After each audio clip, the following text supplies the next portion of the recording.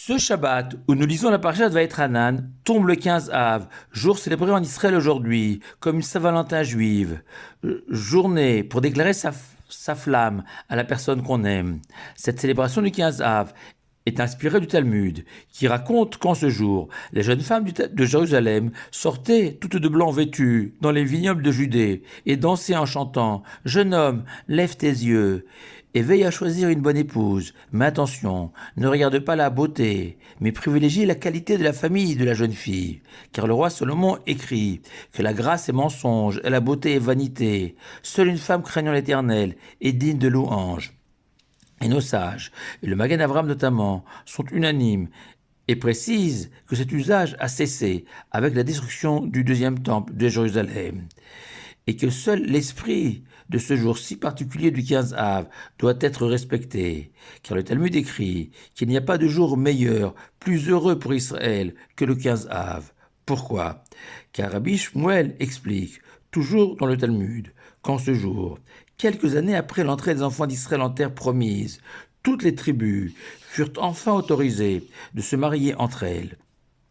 En effet, la règle est selon la Torah que seuls les garçons héritent de leurs parents.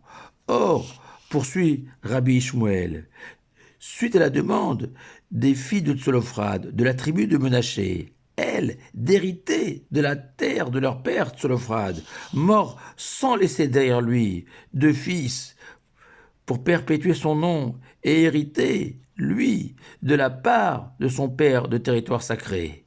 Et l'Éternel, en personne, a répondu favorablement à la requête de ces femmes remarquables d'intelligence et de piété, selon nos sages.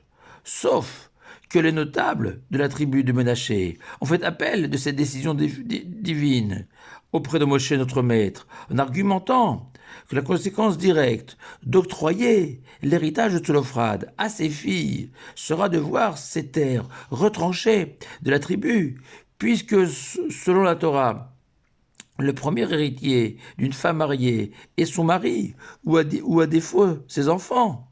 Dès lors, si l'une des filles de Tsolophrad épouse un homme d'une autre tribu, de manière presque inévitable, les terres de Menaché, celles de Tsolophrad, tomberont dans la propriété d'une autre tribu, puisque les enfants appartiennent à la tribu du père. Et l'Éternel a alors ajouté une précision suivante à sa décision d'offrir aux filles de Tsolophrad les terres de leur père, qu'effectivement, toutes les filles d'Israël de cette génération, héritières des terres de leur père, telles les filles de Tsolophrad, devront impérativement épouser un homme de leur tribu, afin de s'assurer que les terres de ces femmes, même après leur mort, resteront dans la propriété de leur tribu.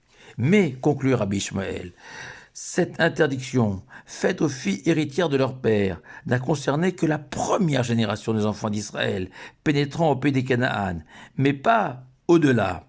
Et un 15 Av, justement, cette restriction fut levée, et à nouveau, toutes les femmes d'Israël furent autorisées à épouser l'homme de leur choix, quelle que soit sa tribu.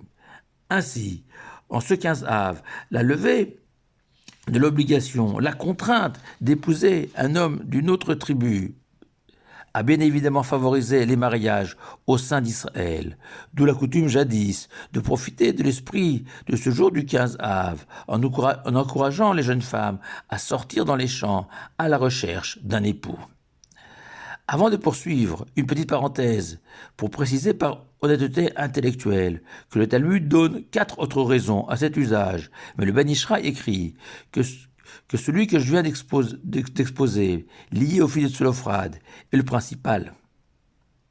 Fermons cette parenthèse et remarquons qu'il y a 6 jours à peine, nous avons tous vécu la journée la plus noire de notre calendrier, le 9 Av, en prenant le deuil et en jeûnant durant plus de 24 heures. Et voilà que peu de jours après, non seulement tout est oublié, mais voilà que le 15 Av est le jour le plus heureux du calendrier. Comment réaliser dans sa tête un tel changement, un tel switch ? Aidons-nous du Pnei Menachem, avant-dernier rabbi de Gour, citant son père, le Imre Emet, rappelant que la cause la plus connue de la destruction du deuxième temple de Jérusalem et la haine gratuite. Car malgré l'immense savoir de cette génération, à l'image des 24 000 disciples de Rabbi Akiva, ils se jalousaient, s'enviaient, jusqu'à se haïr, et ce, sans raison véritable. Situation insupportable pour l'Éternel. De voir ses enfants si savants se déchirer sans motif sérieux. Et l'Éternel préféra quitter son sanctuaire et même le détruire, plutôt que d'y résider dans une atmosphère aussi malsaine. Et le Imre Emet poursuit son explication en ajoutant que la seule manière de réparer cette si grave faute de la haine gratuite, sinatrinam en hébreu, est bien de faire preuve de avatrinam, d'amour gratuit, apprendre à aimer l'autre sans rien en attendre, uniquement parce qu'il est mon frère, une créature divine, comme moi. En effet, on peut s'interroger sur la raison. Pourquoi l'interdiction pour les filles héritières de n'épouser que des hommes de leur tribu n'a duré qu'une génération? A priori, le risque de voir le passage de la terre de cette fille héritière à la tribu de son mari existe encore, et ce, quelle que soit la génération.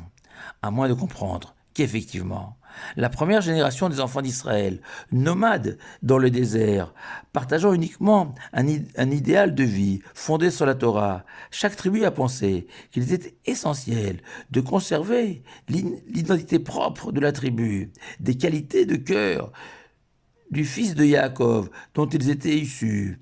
Mais une fois arrivés en Terre Sainte, les enfants d'Israël sont imaginés que non seulement les traits de caractère sont importantissimes et devaient être préservés, mais aussi chaque centimètre carré de terre attribué à leur tribu devait impérativement rester leur propriété exclusive dans un dessein de respecter la mémoire et l'honneur de la tribu. Mais, au bout d'une génération, les enfants d'Israël ont compris qu'un peu de terre, un peu d'argent, un peu d'orgueil ne peut être le motif d'une division de notre peuple, et que l'unité est une valeur suprême, et que l'amour du prochain, et à plus forte raison de sa future épouse ou époux, mérite de sacrifier même sa propre terre, puisque désormais le défi au pays d'Israël n'est plus de raisonner en termes de tribus, mais en termes d'Israël. Passer en un mot de Jacob, l'homme qui se limite à son talon, aux choses basses, à de la terre, tel le talon, Jacob signifiant le talon en français, à Israël, le prince de Dieu, surnom de Jacob, le prince divin pour lequel rien ne compte plus que l'honneur de Dieu et l'unité de son royaume. Et c'est la raison pour laquelle, ce jour du 15 Av, toutes les jeunes filles d'Israël, pauvres comme riches, portaient le même habit blanc pour effacer toute différence entre elles. Et on peut désormais offrir cette très jolie réponse à notre étonnement sur ce passage si brutal du deuil à la joie. Car d'après les règles de deuil, un homme ayant pris le deuil, le 9 Av, dimanche pour nous cette année, son deuil s'achève systématiquement le 15 Av, c'est-à-dire ce Shabbat cette année. Or nous savons que les événements dramatiques du 9 Av n'avaient d'autre objectif que de nous réveiller et de nous faire comprendre la gravité de nos fautes, comme nous le répétons sans cesse dans toutes les keynotes du 9 Av, ces poèmes d'une tristesse infinie que nous avons lus le 9 Av. En conclusion, d'après nombre de classements, le célébrissime Ne me quitte pas de Jacques Brel est considérée comme la plus belle chanson d'amour composée en français. Ces paroles, du début à la fin, depuis, il faut oublier, tout peut s'oublier, jusqu'à laisse-moi devenir, l'ombre de ton ombre, l'ombre de ta main, l'ombre de ton chien, sont si belles. À se demander si Jacques Brel ne les a pas écrites un 15 Av. Shabbat Shalom à vous tous.